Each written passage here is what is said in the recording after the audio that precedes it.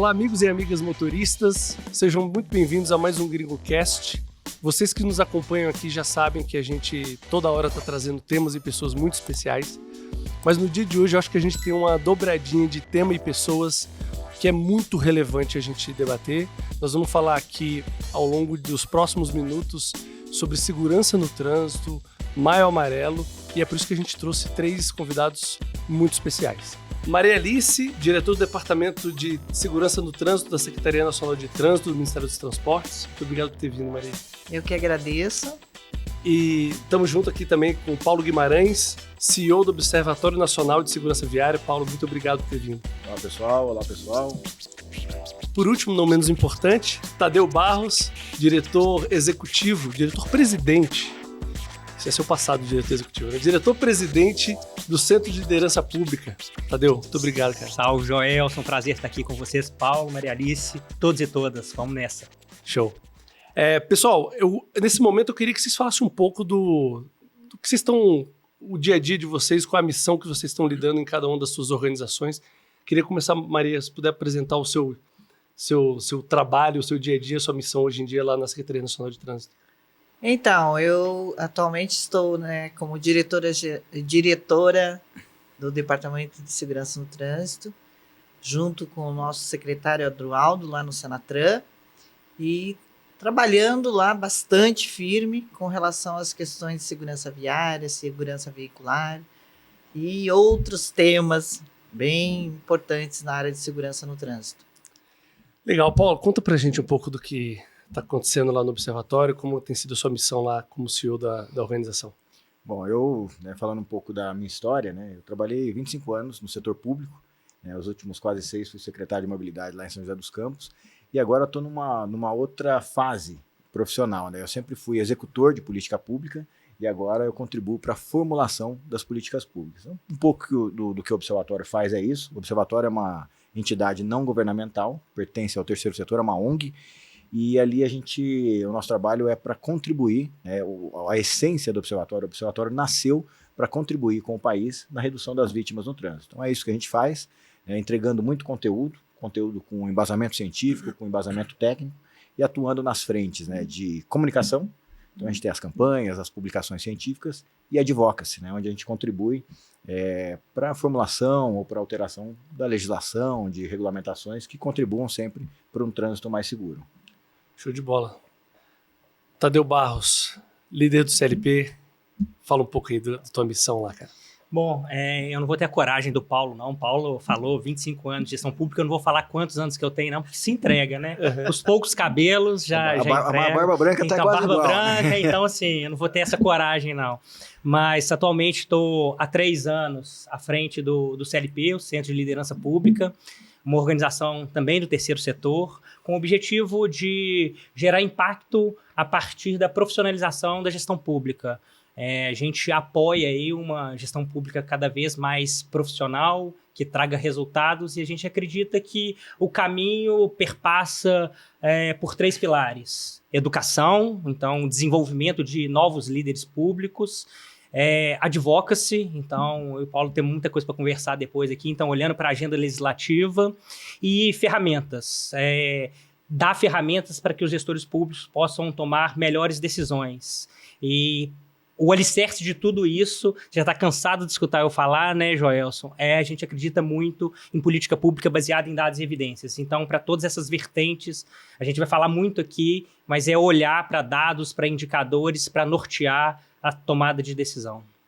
Sensacional. Bom saber que a gente tem 4 servidores públicos, que em algum momento foi servidor público, na mesa, para falar de um tema que, apesar de ser público, notório, importante, né? Ele não requer necessariamente uma resposta só estatal. Acho que o que a gente vai falar aqui, para todo mundo que está nos escutando, nos vendo, é sobre como a gente pode, de forma coletiva, tratar um tema que é super complexo. É um tema que, na verdade, é múltiplo, né? Segurança no trânsito não é só sobre trânsito, não é só sobre infraestrutura, é sobre educação, é sobre saúde, é sobre produtividade, é sobre desenvolvimento econômico nacional. Então, acho que todo mundo está bastante consciente nisso. E obrigado, Tadeu, por ter mencionado a questão dos dados, porque é um pouco disso que a gente vai tratar e é mais ou menos sobre nessa linha de discussão que eu queria começar a nossa conversa. porque acho que todo mundo que nos ouve aqui e nos vê no GringoCast sabe que o gringo quer ser o melhor amigo do motorista, e nesse sentido, ser melhor amigo do motorista significa entregar para ele a melhor experiência na vida dele como motorista e cuidar do dia a dia dele de maneira que a gente possa repercutir num trânsito mais saudável, com melhores hábitos, mais regular. E a gente tem muito orgulho de ter participado das campanhas de Maio Amarelo, ter sido premiado, inclusive, nelas.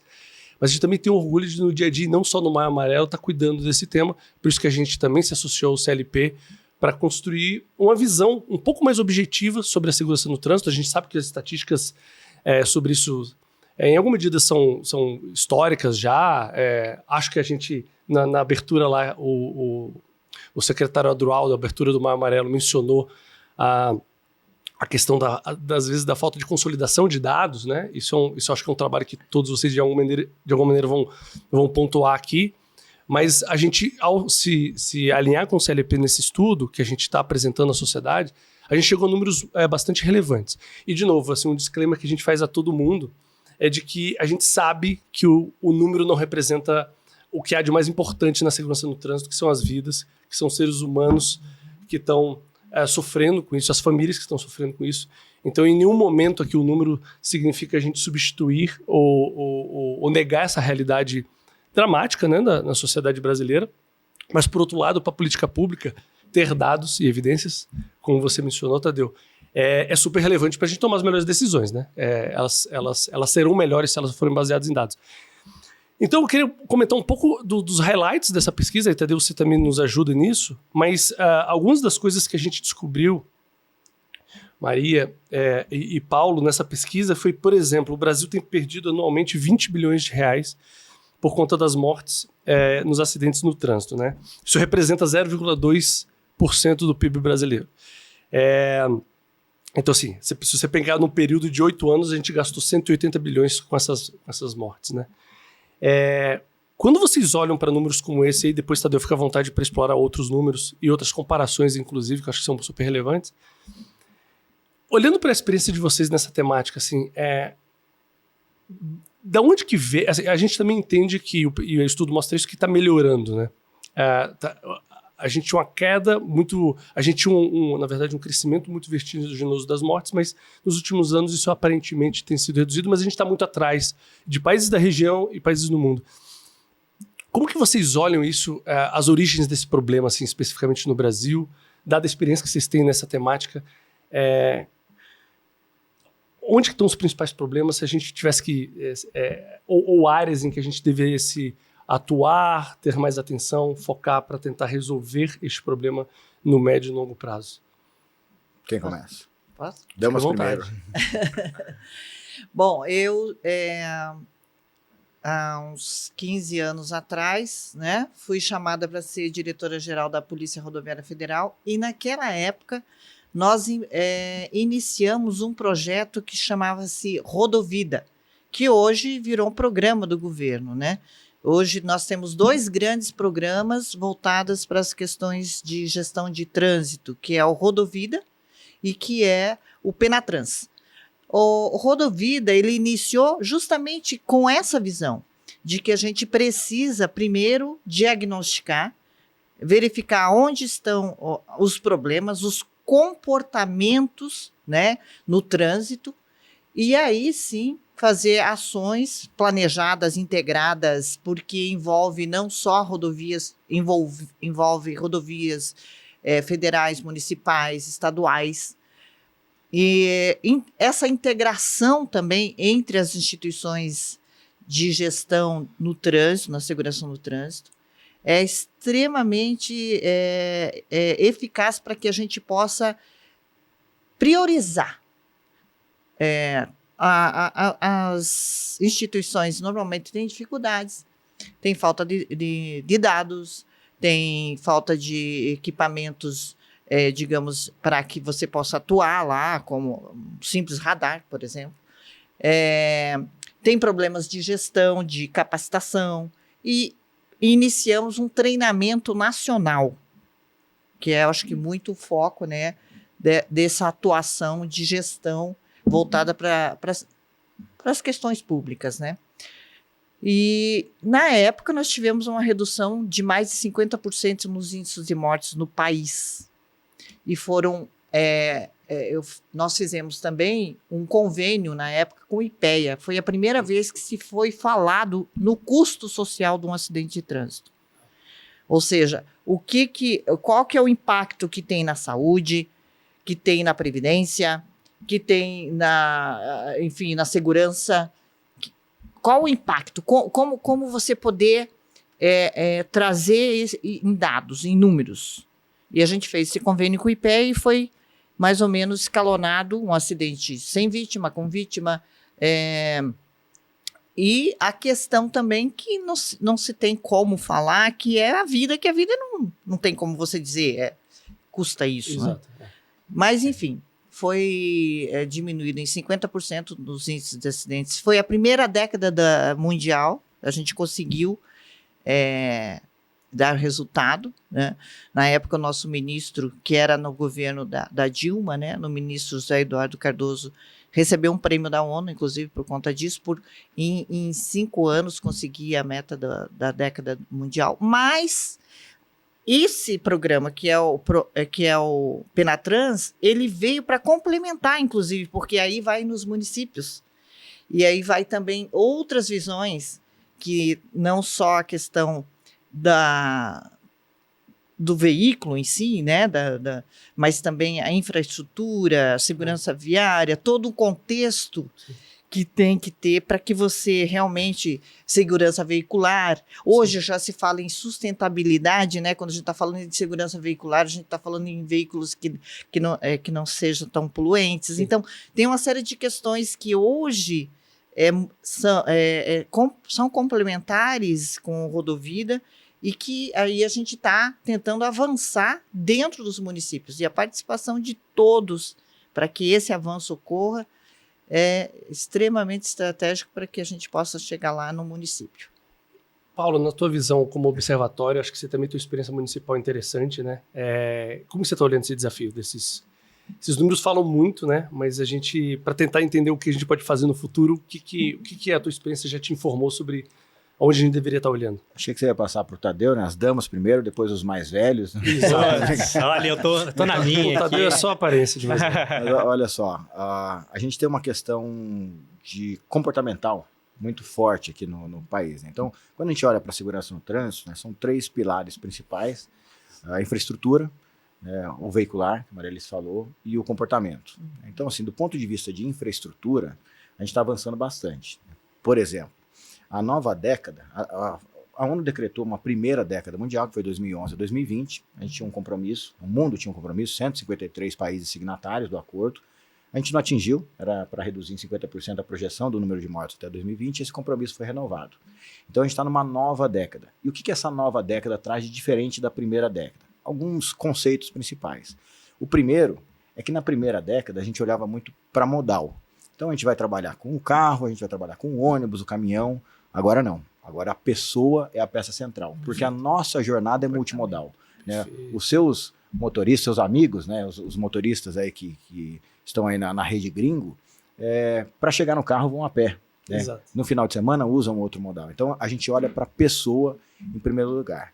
E isso traz um segundo conceito, que a partir do momento que a gente olha para a pessoa, a gente implementa o conceito de visão zero. O que é a visão zero? Que foi incorporado, é um programa sueco, é um conceito sueco, que hoje está presente dentro do Penatrans, que é o Plano Nacional de Redução de Mortes e Lesões no Trânsito. E o que o sistema seguro traz, a visão zero traz? Ela reconhece o ser humano como peça central, reconhece a fragilidade do corpo humano e reconhece que o ser humano erra. Então, o que é de diferente? Né? É o conceito de que, mesmo a pessoa errando, e as pessoas podem errar de forma proposital, cometem infrações de trânsito, cometem irregularidades, mas mesmo ela errando de forma proposital, ela não precisa pagar esse erro com a vida, com a própria vida.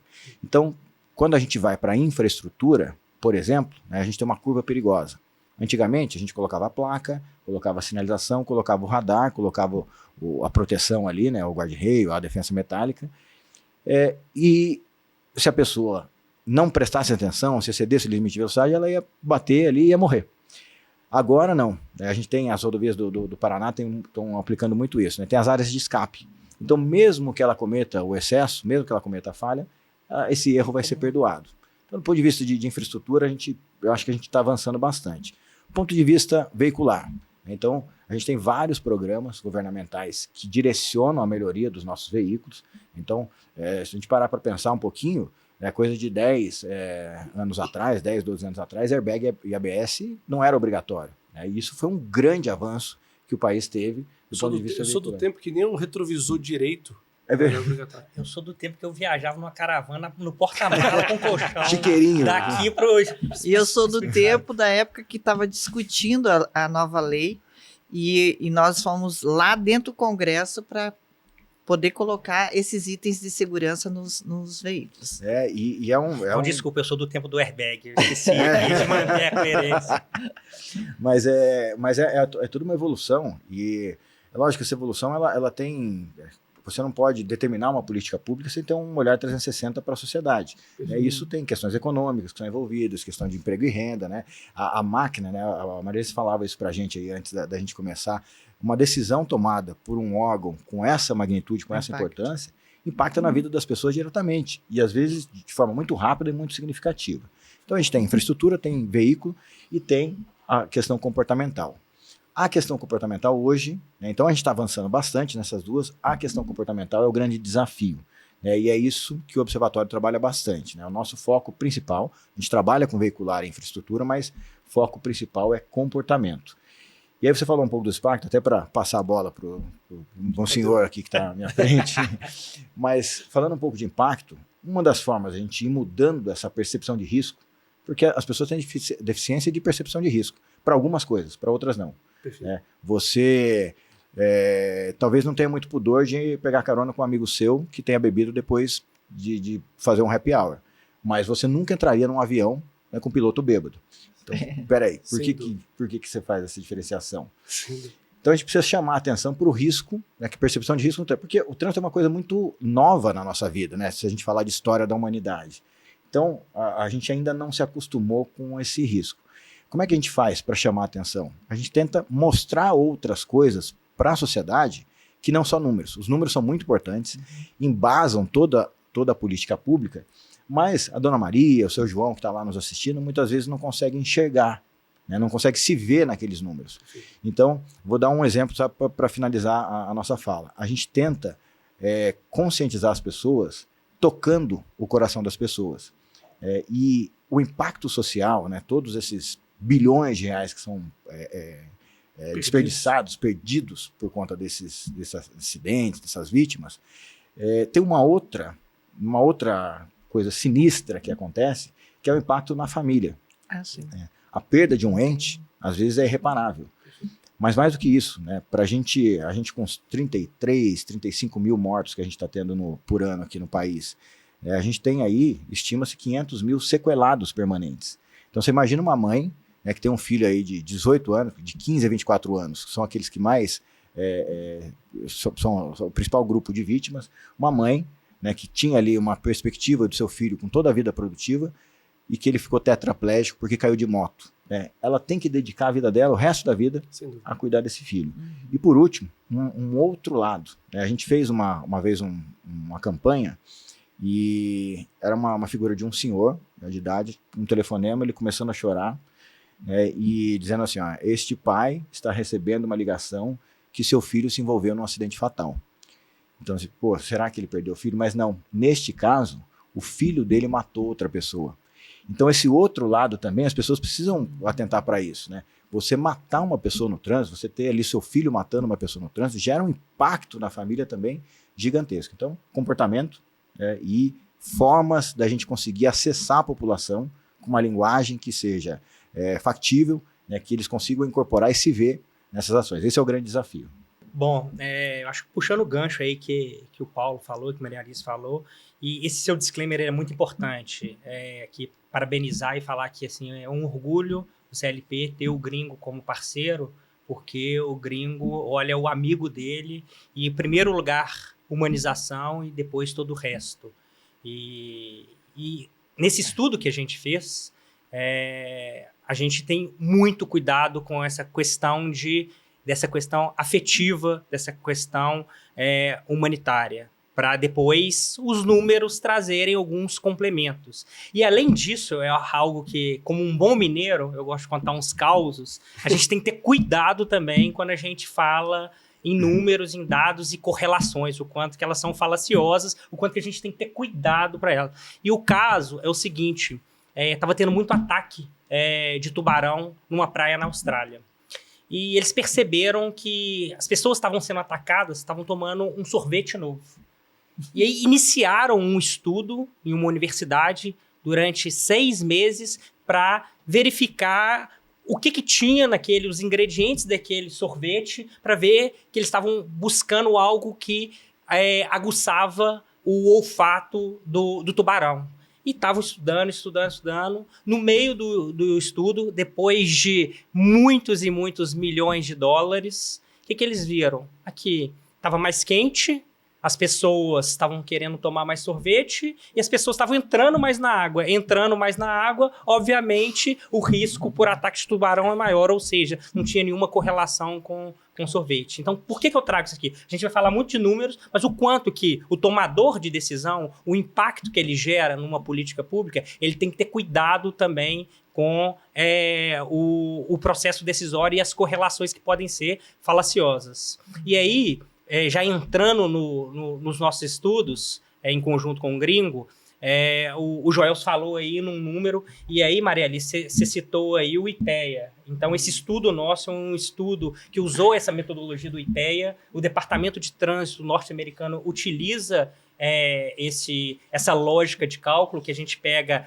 a média de homens e mulheres, porque também é diferente o comportamental, então a lógica do homem e da mulher no trânsito, o quanto que a média então de idade que a gente tem acidentes fatais, e olha a expectativa de vida de homem e de mulher também diferente. E fomos na PNAD contínua e pegamos qual que seria a média de recursos injetados na economia. E aí a gente chega nesses 20 bilhões. E quando a gente fala 20 bilhões, né, é um número tão grande que a gente às vezes até perde. O que é 20 bilhões? Então, eu gosto de trazer algumas analogias que ficam mais factíveis para a gente entender. Em 2021, o Ministério de Infra, à época, gastou no ano 6 bilhões com obras em estradas. Ou seja, a gente está falando de 1/3 desse valor de vidas perdidas. De novo, vidas não tem valor, né? Mas aí, desse estudo que a gente fez. O que você quer dizer, no fim do dia, é que a gente pode triplicar o valor de investido em rodovia com as mortes que a gente... Isso. Outra questão, o próprio orçamento do Ministério de Transportes, anunciado há pouco tempo pelo ministro Renan, é um orçamento de 20 bilhões. Olha só. Então, é o orçamento hoje do Ministério todo. Então, para a gente ver o tamanho desse rombo aí que a gente está falando, desses 20 bilhões. Você ia falar alguma coisa, Maria Alice? E a gente entender isso tudo é muito bom se trazer, porque a gente entender que quando você está lá melhorando uma infraestrutura, fazendo qualquer investimento na questão da segurança veicular, da segurança das rodovias, dos municípios, você está investindo. Isso não é gasto, isso é investimento, porque o resultado que vai dar é absurdo. E isso, fora o que a gente não tem como mensurar, que é a própria vida, né? Que é a questão, como o Paulo estava falando, do impacto que tem na vida lá da família, na questão psicológica da pessoa e tudo. Então, quer dizer, é investir. Quando você está falando em segurança no trânsito, você está investindo no país. Exato. Eu até queria puxar um tema que, assim, a gente fala de números de investimento, a gente tá muito claro pelos números que a gente está tendo uma perda significativa, né? De novo, para além do tema emocional, para o tema, a gente está falando de que a gente poderia ter 3 vezes mais investimento em rodovias, que a gente poderia ter todo o dobro do orçamento do Ministério hoje. E no fim do dia, são sempre, Brasil gigantesco, são sempre valores vultosos, né? Eu queria entrar num tema que é muito caro, Gringo, também, que é assim, como o mundo privado pode ajudar nisso? Porque, de novo, problemas complexos exigem respostas complexas e cooperativas, né? A gente já repisou aqui várias vezes como esse tema tem várias nuances e a gente sabe que o cidadão no dia a dia está tendo, no dia a dia dele, está tendo as relações privadas dele. A gente, especialmente, um tema que a gente traz muito no Gringo é que dentro do carro, você mencionou isso, né, Paulo? Dentro do carro houve uma grande evolução do ponto de vista tecnológico. A gente tem orientação para navegar, a gente tem entretenimento, itens de segurança, mas fora dele, a vida do motorista, ela aparentemente parou no tempo, né? Ou evoluiu de forma descompassada, né? Só que o arredor do carro, a gente está falando também de infraestrutura, educação, mas a gente também está falando da gestão, como o Gringo tenta apoiar para simplificar a vida do usuário, gestão documental do carro, como que ele resolve, como que ele pode ser um motorista regular no trânsito. Então, são todas as questões que no fim do dia o cidadão está tendo com o mundo privado. E o poder público acaba sendo um lugar em que ele vai para resolver problemas, mas no dia a dia dele ele está no WhatsApp, no aplicativo do banco, sei lá, nas redes sociais. E como esses lugares que concentram os usuários, onde existe uma maior recorrência do usuário, podem apoiar a entrega de política pública, a distribuição desse acesso, que é democrático, que é republicano, de serviços públicos. Como que vocês veem, e até pensando no Maio Amarelo, que é o nosso grande foco desse mês, como vocês pensam ações relacionadas a isso? Eu não sei, Tadeu, acho que você, pelo lado do centro, talvez tenha muitos exemplos de como a cooperação público-privada, para além de infraestrutura, que a gente sabe que PPPs nessa área são mais comuns, como que um pode ajudar o outro para entregar mais cidadania, para resolver problemas complexos como esse? Joelson, eu acho que eu tenho falado muito uma frase que eu vou falar aqui e que eu tenho conforto para falar porque eu sou servidor público, eu estou licenciado, então, e o Estado precisa reconhecer quem é competente para algumas coisas e está tudo bem. Então, eu acho que a primeira coisa é o Estado ter esse reconhecimento e aí sim atrair parceiros. Um dos caras que desenvolveu a internet, ele fala, mais importante que os pontos são as conexões.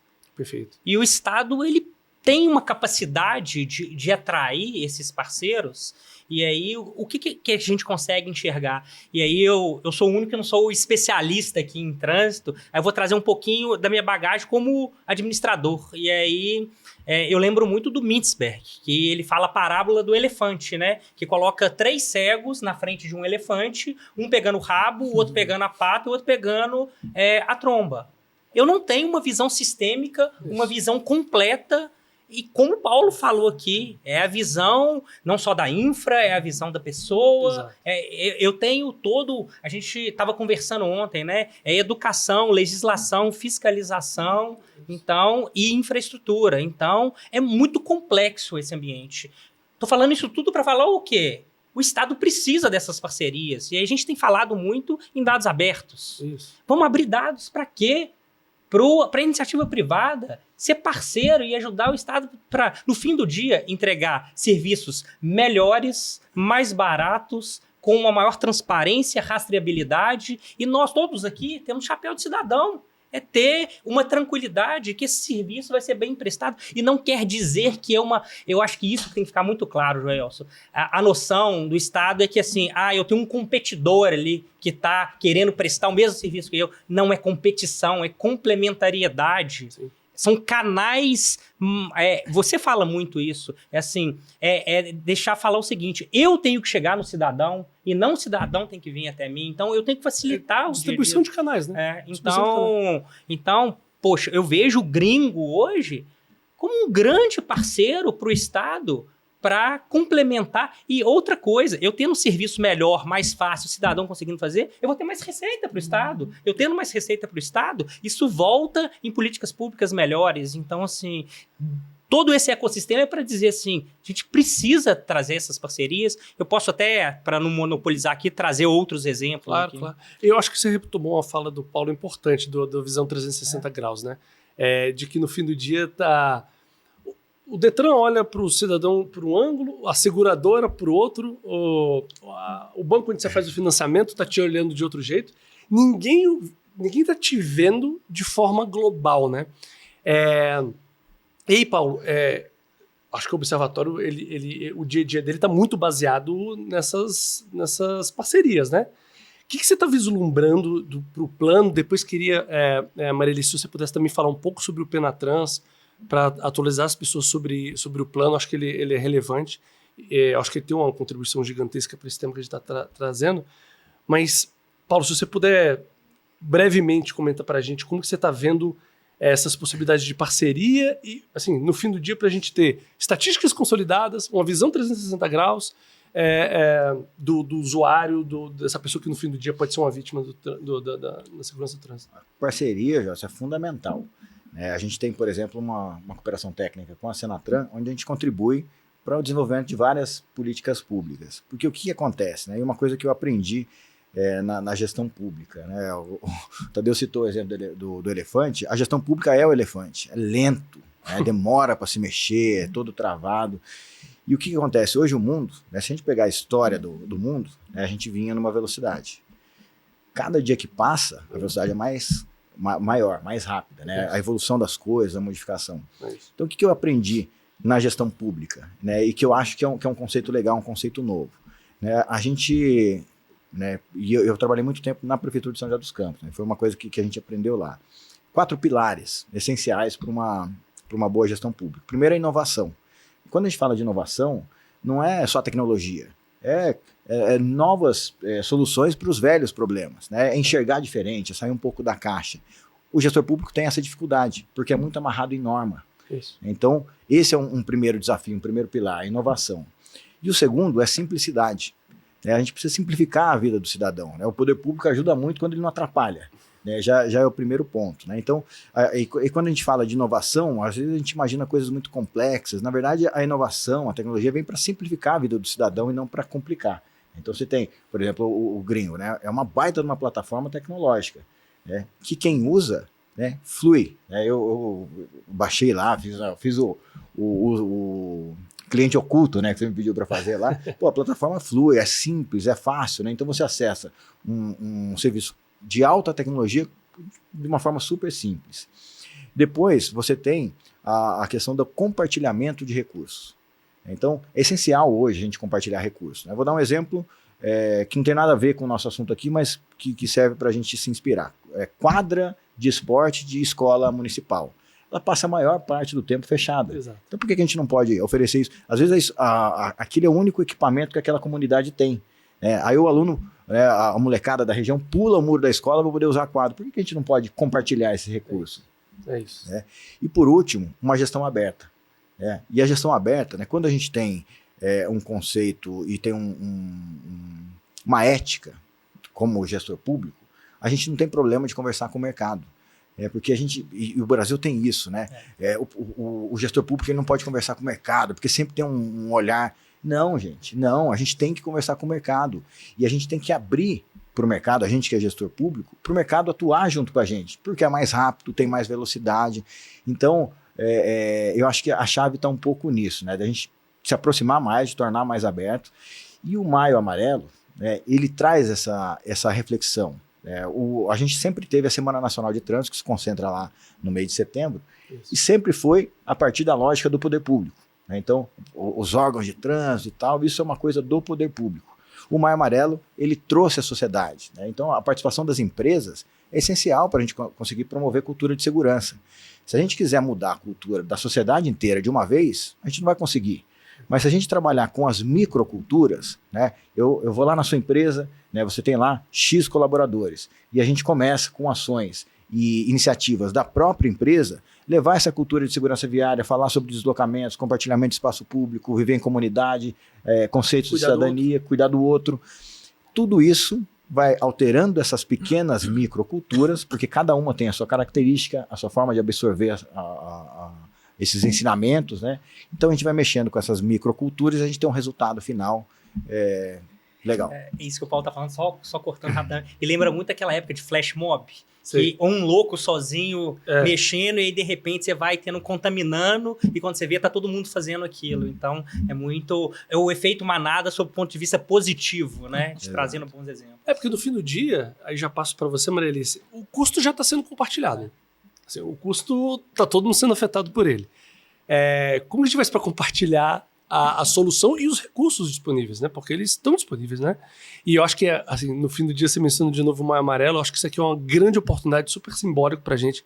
Por isso que, assim, eu não vou me cansar de agradecer vocês estarem aqui, porque é certamente a primeira vez em que entidades públicas estão aqui no Gringo conversando formalmente, oficialmente sobre isso. A gente já é apoiador, temos apoiado, no ano passado a gente apoiou o Seminário Internacional de Segurança Viária, enfim, estivemos promovendo a Semana de Inovação lá em Brasília, que no fim do dia discutiu problemas de políticas públicas muito parecido como esse.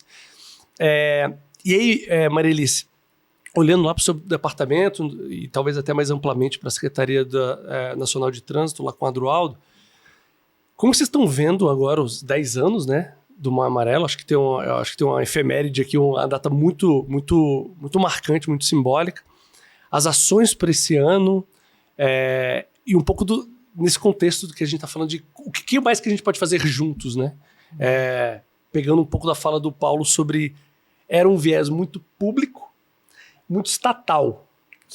Porque público sempre foi. Então, no fim do dia, o público não é Estado, o público somos todos nós, né? E de que forma a gente pode avançar nesse ano de discussões, implementação de política pública do Maio Amarelo de forma mais pública, também com o Estado, né? Perfeito. Primeiro eu quero dizer que eu sou uma das... Lá no tempo do Ramalho e do... como é que é o nome daquele senhor que eu falei? Mauro Gil. Mauro Gil. Já naquela época eu já apoiava o Maio Amarelo. Na época que eu estava lá na Polícia Rodoviária Federal, foi onde a gente começou lá as parcerias com o Maio Amarelo. Então, esses 10 anos, eu me incluo, porque eu também participei de toda essa história e acho assim que o Maio Amarelo realmente é uma campanha que... tudo isso que o Paulo falou e muito mais, porque ela agrega as pessoas, ela sensibiliza as pessoas e ela traz esse conceito de vamos inverter a pirâmide, não vamos pensar só nos carros e rodovias, vamos pensar nas pessoas, que é óbvio, né? Mas eu aprendi uma coisa nesses últimos anos, que o óbvio tem que ser dito. Exato. É impressionante. E por isso que o dado é importante, né? Porque ele traz o óbvio de forma muito materializável. É impressionante.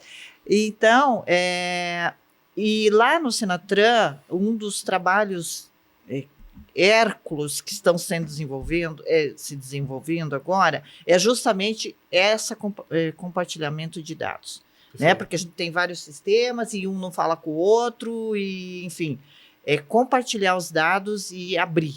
Né, essa abertura, isso faz parte até do processo democrático, da transparência. Eu penso dessa forma já há muitos anos, não é de agora, enfim. Só que aquela história vai devagar, as coisas meio lenta, né? E a gente às vezes tem uma visão lá na frente, mas aí até as pessoas entenderem que essa visão favorece a todos, né? Porque o resultado final é ótimo. Né? Eu lembro que quando a gente iniciou lá essa discussão de abrir os dados, como uma polícia vai abrir dados? Peraí, o que eu tenho? Qual o problema? Eu tenho que abrir. E em alguns casos mais específicos, a gente tem que lembrar que o dado, inclusive, de forma coletiva, tem que abrir o dado. Acho que tem muito modelo de negócio de empresas que podem ser desenvolvidos para soluções coletivas com base nesses dados, mas a gente também sempre repercute aqui, Maria Alice, a ideia de que o dado pessoal, por exemplo, que pode ajudar numa entrega de serviço público, é da pessoa, é do usuário. Então, o Estado, no fim do dia, ele é o, digamos, o curador deste dado, mas o dado, no fim do dia, é do indivíduo. Então, assim, só fazendo um adendo na tua fala, que eu acho que é super relevante, que essa abertura, da forma como a gente vê, ela é ainda mais ampla do que isso, assim. É a oportunidade mesmo do usuário ser atendido e ter acesso aos dados que é dele em qualquer contexto, né? Então, enfim, eu fico feliz de ouvir de você essa visão que já é tão antiga, né, do seu lado. Tão antiga. E assim, a nossa PRF, ela avançou muito por conta disso. E criou, inclusive, grandes parcerias, né? Acredito que isso também é um processo. A gente, às vezes, acha, é o Estado que é lento, é o governo que é lento, mas é um processo. A própria sociedade, ela precisa amadurecer. Porque tem certas coisas, eu ainda acredito também, que tem que ser sigilosas. Algumas coisas tem que ser. Mas, para o próprio amadurecimento, né, que você mesmo citou, que às vezes a gente percebe comportamentos ainda tão imaturos, né, no trânsito, vamos falar assim. Uhum. Então, a gente precisa, um amadurecimento, é um processo, só que não pode ser tão lento, né? A tecnologia, todo o avanço que está vindo aí, tem que acompanhar. E a urgência, a gravidade do que a gente está falando aqui para as famílias brasileiras, enfim, exige isso. Né? Exige essa velocidade. E quando a gente recebe lá na Senatran, a gente recebe toda a indústria automobilística, toda. Sim. Até a gente fala assim, da fabricação do patins até o caminhão mais potente lá que existe. Então, o que a gente tem dialogado, tentado conversar muitas coisas, inclusive eu trago daí sempre para dentro da discussão o Penatrans. Perfeito. Que o Penatrans é a nossa, digamos, é o nosso guia, né? E ele está ali falando de todos os pilares, né? Que é a questão de segurança viária, a questão da gestão, da gestão de segurança no trânsito, a questão da segurança veicular, lá também nós discutimos, né? Dentro, nós temos as câmaras temáticas para que se faça as mudanças. Até no próprio Código de Trânsito a gente discute lá muito, né? Em todas as discussões, segurança viária, segurança veicular, gestão, tem que ter um norte. E qual que é o norte? É diminuir as mortes e dar segurança às pessoas, né? Seja na hora de atravessar numa faixa, porque é impressionante, né? Você vê situações que a gente já vê que tem tantos aqui mesmo no nosso país que avançou tanto em alguns municípios. Vou dar um exemplo aí, a faixa de pedestre. Brasília, há muitos anos que se respeita a faixa de pedestre. E aí eu fico olhando assim, como é que pode isso não ter repercutido em outras capitais? Eu sou um brasiliense orgulhoso de muita coisa. Essa é uma das coisas que mais me orgulha lá. Viu? É inacreditável. É inacreditável que isso não replicou, porque parece que parou lá, né? É claro que tem um outro município que já também avançou nisso, mas, gente, uma faixa. Mas eu posso dizer uma coisa... Faixa é você pintar a faixa e educar o povo para dizer, olha, vamos atravessar aqui e o motorista, vamos parar aqui para deixar as pessoas atravessar. Diminui, assim, acidentes, porque, vamos falar, o que mais mata no país acidente é pedestre e motociclista. E será que, já que a gente tem esse diagnóstico, se não conseguimos resolver tudo, mas vamos dar prioridade em algumas coisas? E eu imagino que essas mortes, especialmente de motociclistas, no interior do Brasil, isso deve ser uma realidade ainda mais dramática, né? A gente também não pode esquecer disso, né? A gente muitas vezes vai citando exemplos de coisas, centros urbanos e tal. Mas no fim do dia, o Brasil está muito mais no interior do que no centro. Outra coisa, Joelson, quando a indústria vai lá, eu não complementei, são coisas, às vezes, simples que pode ser, a iniciativa privada pode ajudar. Por exemplo, você vai receber lá o teu veículo. Você sabe, quando eu recebo o meu veículo, eu pergunto se ele tem airbag, como é que funciona os itens de segurança, porque eu comprei um veículo outro dia e eles não me ensinaram a questão lá de quando você vai mudar a faixa, que ele já... como é que é o nome daquele equipamento que faz agora? Eu esqueci. É um assistente de... Que ele puxa você quando você está saindo da faixa sem dar a sinalização que você está dando. E eu não sabia que era isso, eu pensei que meu carro estava com problema. Aí eu falei assim, gente, então é tão básico. Eu falei, óbvio, tem que ser dito, né? Vocês, quando forem entregar lá nas concessionárias dos veículos, poderiam fazer além de dar lá todo aquele manual que vem lá, que quase ninguém lê, né? Porque é tão grande aquele manual.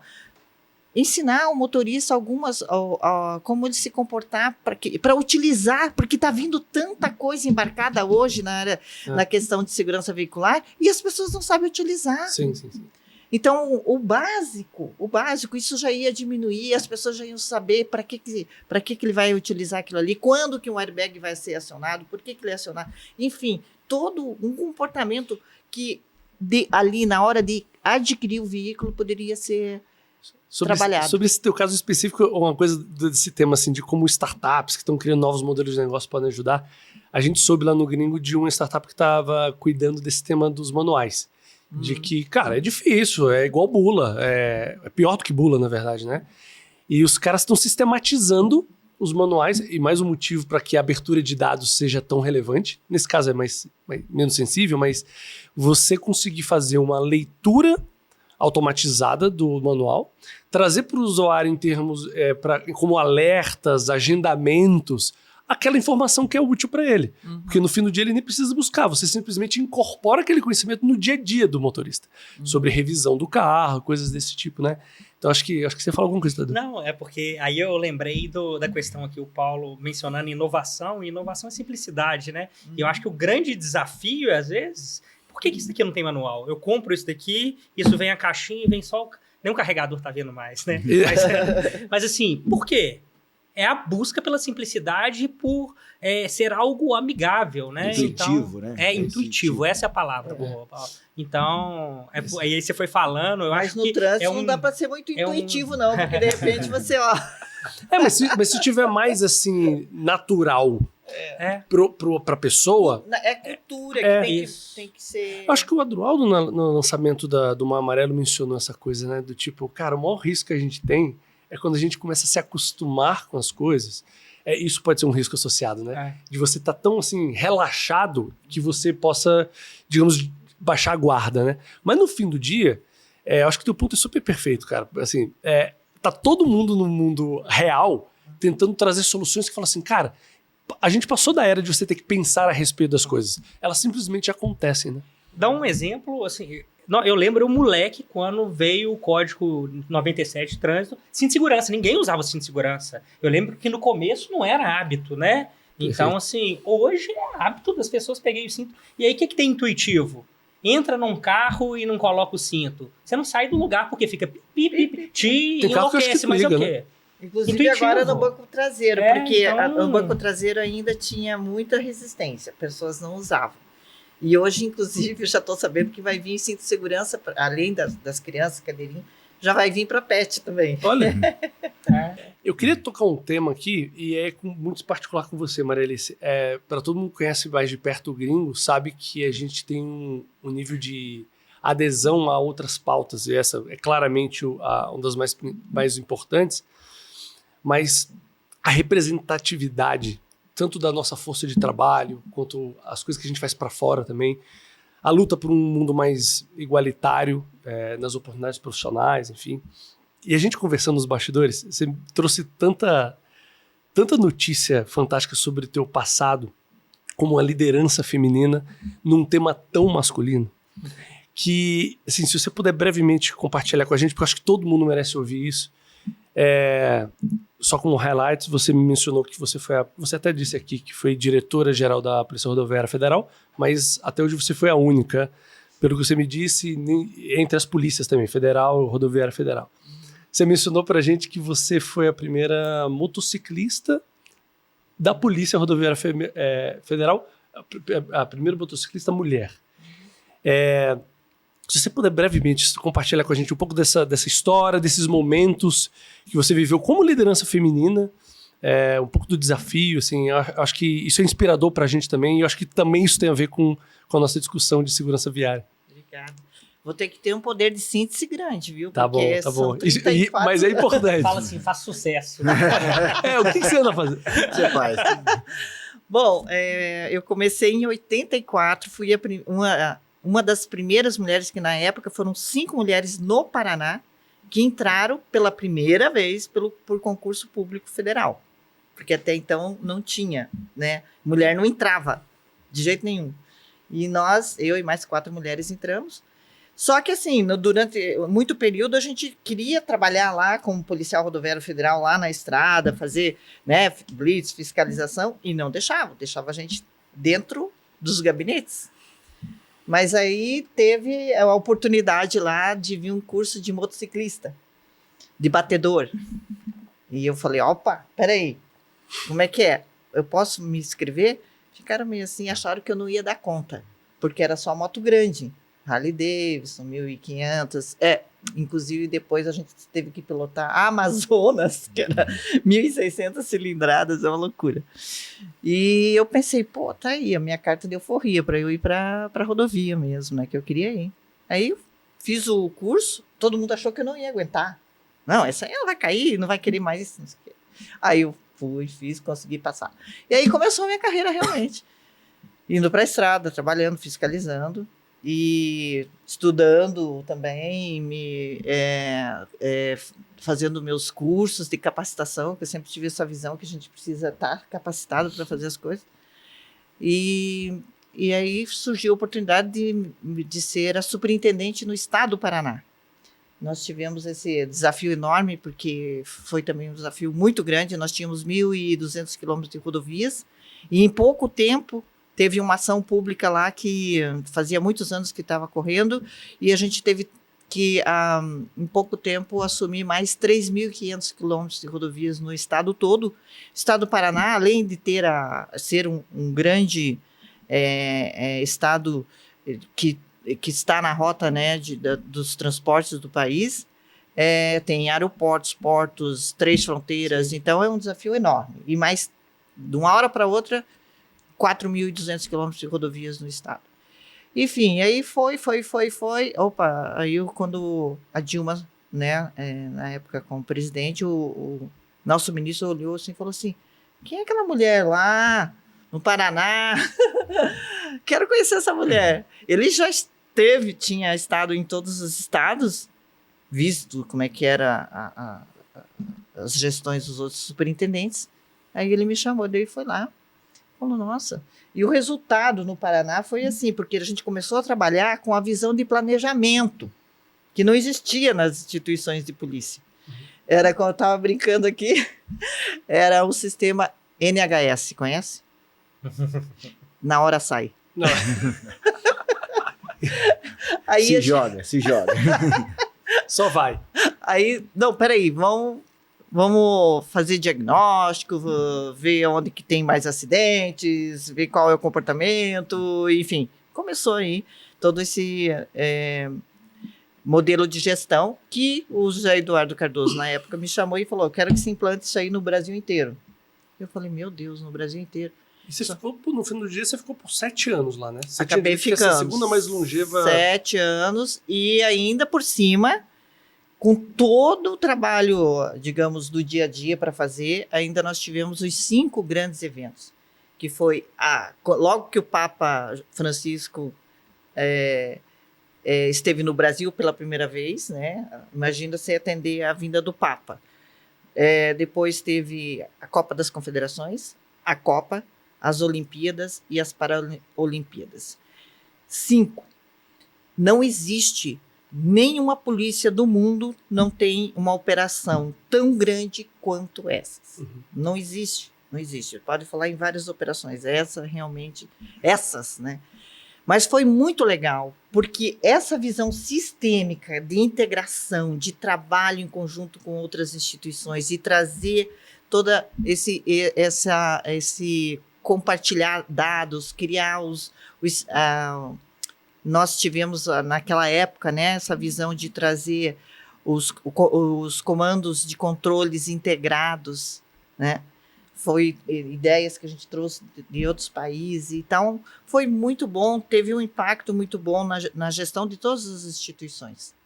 E eu acho que teve um impacto, e tendo impacto agora, porque eu acho que compartilhar esse tipo de história, né, de liderança, e de novo, num tema que a gente viu, o próprio secretário Adroaldo reconheceu isso na cerimônia de lançamento do Maio Amarelo na terça-feira passada, num tema tão masculino, árido, e você ter uma história viva de liderança feminina, acho que é super legal. Obrigado por poder compartilhar isso com a gente, né? Eu que agradeço essa oportunidade de trazer, né? Porque às vezes as pessoas não conhecem. Principalmente nós ainda vivemos um mundo muito masculino. Sem dúvida. Aí, quando mulheres fazem história, que a gente sabe que tem muitas mulheres aí, é meio que escanteado. É isso, E o trânsito mais seguro é um trânsito mais gentil. Eu acho que é mais feminino por natureza, digamos assim, né? Enfim. Gente, acho que a gente já está direcionando para o encerramento aqui. Acho que a gente fez discussões bem fluidas aqui sobre diversos temas. Uma pergunta que eu queria fazer a todos aqui é assim, a gente olhando para daqui a 10, 20 anos. Acabamos de passar pelos primeiros 10 anos do Maio Amarelo. Como vocês gostariam de ver os próximos 10 anos? Assim, sei lá, supondo que você também tem uma nova liderança longeva ali na Senatran, Paulo conduzindo o trabalho no Observatório, Tadeu olhando para políticas públicas, dados e evidências, especificamente em segurança viária. Você quer olhar para trás e quer dizer assim, cara, valeu o esforço, que resultado foi esse que vocês viram nesse futuro assim, desejado, né? Olha, eu, assim, de forma bem resumida, né, eu queria olhar para trás e ver que as pessoas estão acreditando na lei de trânsito e não só obedecendo. Né? Isso tem uma diferença muito grande, porque eu gosto de fazer essa brincadeira. Né? Quem obedece à lei de trânsito usa o cinto de segurança. Quem acredita na lei de trânsito usa o cinto de segurança até no banco de trás. Né? Porque a gente ainda tem essa deficiência. Né? A gente usa o cinto de segurança com medo da multa. Né? Fala no celular, mas quando vê o policial recolhe para não tomar a multa. Então a gente ainda está muito ancorado na mudança de comportamento pela punição. E eu gostaria muito de ver lá na frente a gente melhorando a nossa cultura de segurança viária, melhorando a nossa percepção de risco para essas coisas que acontecem e começando a, dentro desse novo conceito, ou desse conceito mais avançado de percepção de risco, tomar as decisões de acordo com essa avaliação mais apurada, vamos dizer, né? E aí, né, para encerrar, eu brinco muito assim, também gosto de fazer uns trocadilhos assim, né, de usar um exemplo, até eu usei um pouquinho mais cedo. Assim. Tinha um senhor lá que varre a rua, né, o Gari varre a rua todo dia ele passava pelo mesmo lugar e um morador lá, que não bate bem na cabeça, a gente tem muita gente que não bate bem na cabeça, da cabeça na nossa sociedade, xingava esse Gari, ele sempre respondia com um sorriso. E aí um dia ele foi abordado, e falou, olha, o cara te ofende todo dia, por que né, você continua sorrindo e tal? E ele fala, olha, eu não deixo que a atitude dele influencie no meu dia a dia. Quando a gente leva isso para o trânsito, o que a gente não consegue controlar? É o nosso sentimento. Eu não consigo controlar uma sensação de estresse, por exemplo, num congestionamento, mas eu consigo controlar a minha reação. Então, o sentimento a gente não controla. Quando uma pessoa faz alguma coisa pra gente, a gente fica chateado, não consigo controlar isso. Mas a forma como eu vou reagir, eu consigo controlar. Né? Isso é depuração de percepção de risco, de questão comportamental, de cultura. Então, é isso que eu espero, né? Que as pessoas, lá no futuro, né? Se a gente estivesse no futuro olhando para trás, falar, olha, a gente conseguiu mudar esse comportamento. Sensacional. Posso pegar o DeLorean aqui e colocar 10 anos pra frente aí? Boa! Posso? Boa!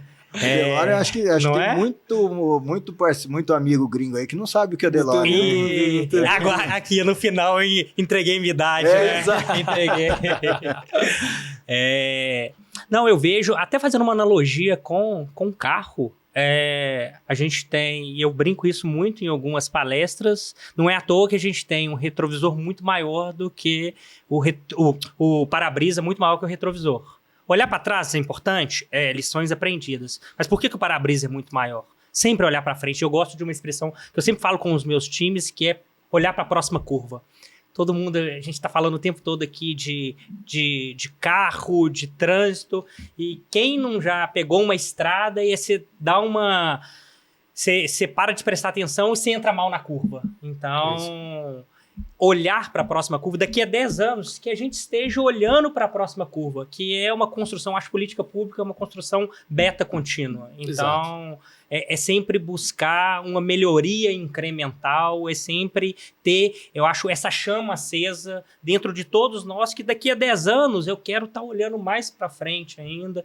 E assim, o CLP, a gente olhando políticas públicas em todo o espectro, a gente está falando aqui de trânsito, mas a gente olha para saúde, segurança, educação, e você colocou um negócio aqui, a gente conversou ontem sobre isso, o quanto que essa discussão aqui é uma síntese da sociedade brasileira e de outras políticas públicas. Perfeito. A gente falou aqui de liderança feminina, a gente falou de respeito, a gente falou em educação, a gente falou em segurança, comportamento. Então, assim, a gente está falando de uma política pública específica, mas é que é uma síntese da sociedade. E só para fechar, e aí retomando o estudo que a gente fez em conjunto, para a gente dar uma refletida. Na hora que a gente vê, a gente está com quedas de mortalidade, mas a gente fez algumas comparações com outros países.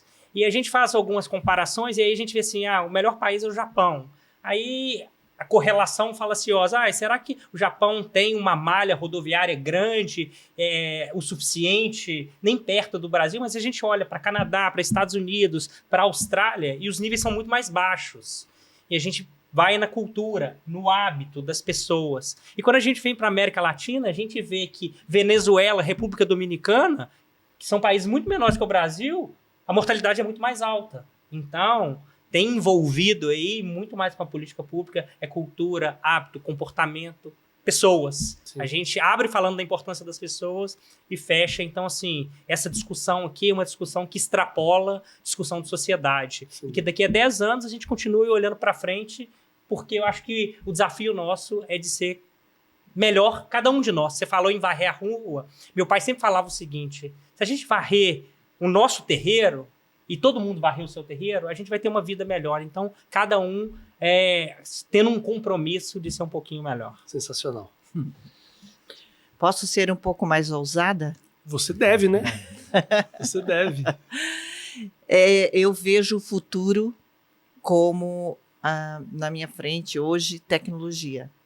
Tecnologia humanizada. Perfeito. Instituições, empresas, inclusive como startups como de vocês, extremamente importante para que a gente possa trazer essa visão, essa tecnologia que tem que vir. Essas cidades, né, que a gente hoje tem vários conceitos, né, falando sobre Smart City, cidades inteligentes, ruas, avenidas completas, que pense não só em carros, pense no pedestre, pense no ciclista, pense no motociclista, que essa curva que está lá na frente, esses próximos 10 anos, e isso, gente, não adianta, é inexorável, vai acontecer, já temos aí veículos, né, autônomos, vai ser. Nós temos que parar de pensar analógico e pensar digital. Muito bom. E pensar que essa tecnologia, ela tem que servir para a humanidade. Ela não pode ser acima do lado humano. Sensacional. Ela tem que ter resultado social, ela tem que ter resultado na redução das mortes, na saúde, no bem-estar, em todas as questões que envolvem o ser humano. A gente não pode ser dominado pela tecnologia, e sim ela ser um instrumento para que esse mundo, para que essa vida seja realmente completa e significativa para todos nós, para os nossos filhos, para os nossos netos, e que a gente possa realmente dizer, olha, plantamos uma sementinha e ela está germinando. É isso. Maravilhoso, maravilhoso. Eu acho que do nosso lado, o nosso olhar para o futuro, pegando um pouco da base do teu conhecimento, da tua fala, Maria Alice, é de que, enfim, no fim do dia a gente fala tanto de evolução tecnológica, tem gente já falando de carro voador, mas que no fim do dia, né, de novo, como eu falei, a vida do motorista fora do carro, porque ele também assumiu outros papéis, como pedestre, como passageiro, como ciclista, seja tão simples e segura como a gente acredita que tem sido a verdade quando ele está dentro do carro, né?